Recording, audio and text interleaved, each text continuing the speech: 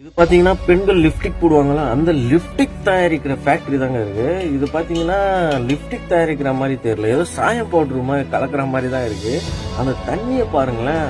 ஐயோ, இதைத்தான் உங்க லிப்டிக்ல வந்து தடவுறீங்களோ?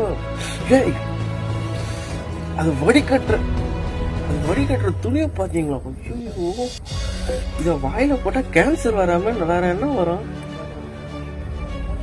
வா, அதை மிஷின்ல போட்டு அதை கலக்கிட்டா அவ்வளவுதாங்க. வெறும் அதுல என்ன ஊத்துறானே தெரியல, ஒரு கெமிக்கல் மாதிரி ஊத்துனா, மற்றபடி உள்ள வந்து சாய போடுறதான்.